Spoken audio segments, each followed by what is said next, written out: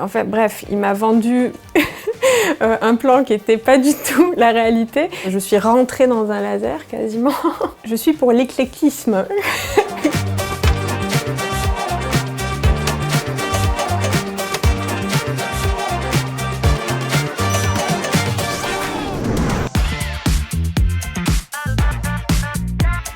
Je m'appelle Audrey, alias Dermatodrey, donc je suis médecin dermatologue, comme son nom l'indique, et je fais des vidéos d'information médicale sur plusieurs réseaux sociaux, sur YouTube, sur TikTok, sur Instagram. Alors mes nombres d'abonnés, je crois que, je peux me tromper, hein, mais je crois que sur TikTok je suis à peu près à 212 000, sur Instagram 55 000 et sur YouTube à peu près 44 000. Je fais aussi de la formation pour les professionnels de santé en DPC avec l'organisme Canal Santé sur le dépistage des cancers cutanés. Et je vais faire paraître un livre sur les boutons, l'acné pour le grand public, pour que tout le monde puisse savoir comment les boutons apparaissent et comment on peut les soigner. Parce que c'est la meilleure spé, il n'y a pas de question. C'est une spécialité qui est très intéressante. En fait, c'est la spécialité la plus clinique. Quand on dit clinique en médecine, ça veut dire qu'on est vraiment au contact du patient, on regarde, on touche, on biopsie directement et on peut obtenir un diagnostic comme ça. Et puis, par rapport à d'autres spécialités qui nécessitent des examens paracliniques, de la radiologie, ce genre de choses, d'organiser des interventions avec plusieurs autres professionnels de santé, bah, nous on est autonome, on peut arriver avec notre petite mallette, notre dermatoscope, un peu d'azote et puis on peut opérer, faire du laser, c'est très varié. Oui, c'est la charge de travail inhérente à la création de vidéos et au partenariat pour les autres médias. Moi, je fais des vidéos pour mon propre compte, donc sur ma chaîne YouTube, sur Instagram, sur TikTok, mais je fais aussi des vidéos pour d'autres personnes. Il y a les médias de Dr Good, de Michel Simès, qui me demandent pas mal de contenu. Autrefois, je faisais des vidéos pour Curieux Live aussi. Et puis, il y a tous les autres partenariats que vous ne voyez pas forcément, parce que ce sont, par exemple, des conférences pour des laboratoires ou des entreprises. Alors, je me souviens très bien, puisque c'était en voyage en novembre 2019. J'étais avec un ami qui était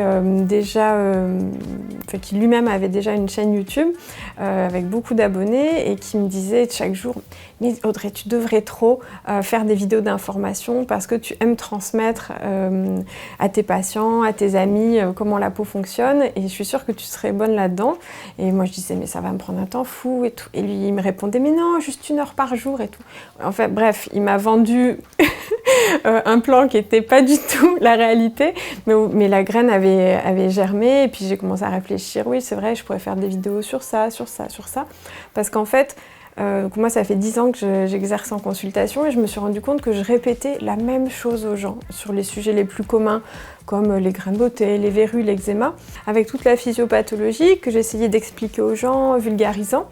Et je répétais la même chose tous les jours. Et les gens me disaient « Mais c'est super, on m'a jamais expliqué comme ça, je comprends l'intérêt de faire tel traitement du coup. » Et plutôt que de le répéter à une personne à la fois, 30 fois par jour, c'est vrai que ça donnait envie de le faire sous forme de vidéo un peu sympa pour que ce soit vu directement des milliers de fois et que ce soit plus utile. Très peu. Très peu. Des DM, pas du tout. Des commentaires parfois de gens qui sont contre ce que je dis. Je pense à un reel qui est sorti récemment où j'expliquais par exemple que le rasage ne modifie pas la vitesse de pousse du poil. Et ça a fait un scandale, quoi. Je crois que là, j'ai soulevé vraiment, j'ai mis le doigt sur un problème de santé publique qui n'était pas encore exploré. Mais je le répète, le rasage ne change pas la vitesse de pousse du poil. Je pense que les gens confondent vitesse et durée.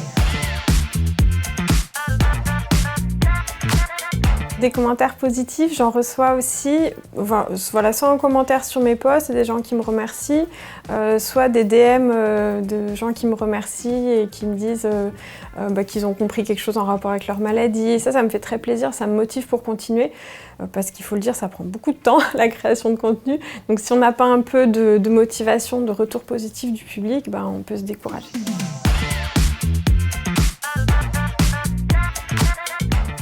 Non, parce qu'en fait, j'ai commencé très low profile. C'est-à-dire que moi, je publie mon contenu d'information médicale, mais mon but, c'est pas du tout de me mettre en avant au niveau personnel.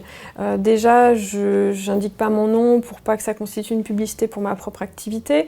Mon but, en fait, c'est que cette information, elle permette aux médecins de gagner du temps. Et en fait, j'ai beaucoup de collègues dermatos qui m'ont justement remercié parce que, par exemple, si les patients regardent une vidéo sur l'eczéma ou les molluscomes ou les verrues avant de venir à la consultation, en fait, ils savent déjà qu'est-ce que le dermato va leur dire. Ça fait un effet un peu de deuxième avis qui va conforter le patient dans la confiance qu'il a dans son médecin. Et ça, c'est vraiment le but.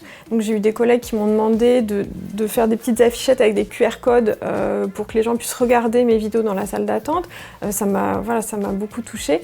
Et là, j'ai même quelqu'un qui est partenaire avec la Société française de dermatologie qui m'a demandé s'il pouvait utiliser aussi les liens de mes vidéos. Il y en a tellement.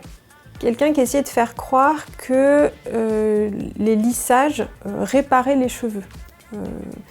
Tous les lissages, toutes les colorations sont des produits qui vont oxyder, ouvrir les écailles, enfin abîmer la fibre capillaire d'une certaine façon. Donc nous, on ne répare pas les cheveux en faisant un lissage, une coloration ou quoi que ce soit. Et puis il y a toutes ces recettes de grand-mère avec des gommages maison, avec du sucre, du miel, du verre pilé. J'ai pas d'objet fétiche. En tant que dermatologue, je dirais que l'objet fétiche, c'est cette blouse, puisque j'apparais toujours avec sur toutes mes vidéos. Et l'avantage, c'est comme ça, j'ai pas besoin de réfléchir à comment je m'habille. Je suis pour l'éclectisme, comme dirait le sketch. J'écoute un petit peu de tout. Je crois que le morceau de musique que je préfère actuellement, depuis des années et des années, c'est un morceau qui a été créé par des étudiants en médecine, si je dis pas de bêtises. Le groupe, c'est Jabberwocky et le titre, c'est Photomaton.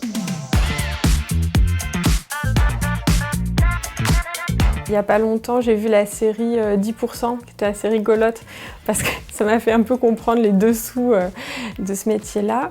Et sinon, mon film préféré, je pense que je dirais un vieux film, mais dont le message est très beau. C'est un film qui s'appelle Bienvenue à Gattaca, avec Uma Thurman et Ethan Hawke. Et c'est un très beau film qui parle d'une forme d'eugénisme.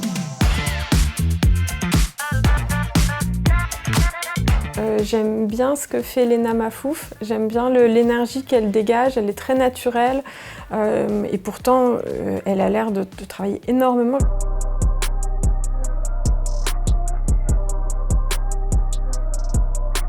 Franchement les deux, j'aime bien les deux, je suis très spa de manière générale.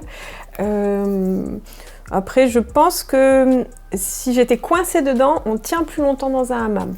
Donc pour une question de survie, je vais dire hammam. Clairement, l'hiver, parce que l'été, on crève de chaud, il y a les moustiques, on prend des coups de soleil, il faut se tartiner de crème, c'est pas pour moi. Alors que l'hiver, il y a la neige, il y a les sapins, il y a le ski. Ça dépend sur qui, ça dépend sur moi ou sur les autres. En tant que dermato, je peux le dire, je suis rentrée dans un laser quasiment. Et je peux dire que ça change la vie. Après, sur les autres, chacun fait bien ce qu'il veut et je pense que ce serait bien d'arriver à démocratiser un peu le poil parce que, notamment pour les femmes, il y a vraiment des injonctions sur l'épilation qui sont trop lourdes. Morpion, clairement, c'est plus rigolo.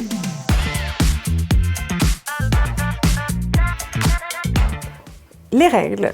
Vous allez jouer au Docteur Maboul version jeune médecin. Votre mission est simple, opérer le patient sans faire briller son nez. Et la brillance, en dermato, on connaît. Chaque problème de santé est associé à un son, comme vous pouvez le voir sur la carte posée sur le jeu. Pour commencer, appuyez sur le nez du patient pour entendre sa plainte. Vous devez jouer avec votre main la plus faible. Oh non! Les jokers vous permettent de ne pas répondre à une question. Donc je dois jouer avec la main gauche. Alors, je fais dans l'ordre, dans chant d'oiseau, c'est pas évident.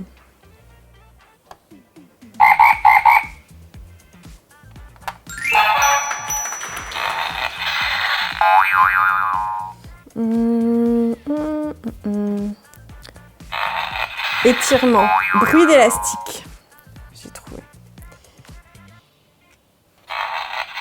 J'ai le droit de toucher le bord. Tadam.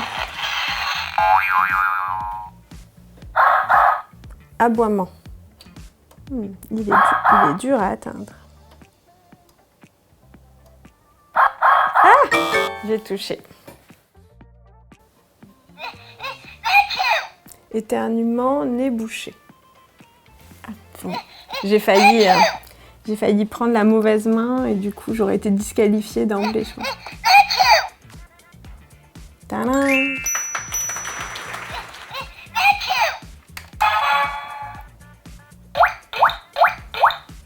Qu'est-ce que c'est? Chasse d'eau, eau qui coule, rétention d'eau du coup. Il faut le seau.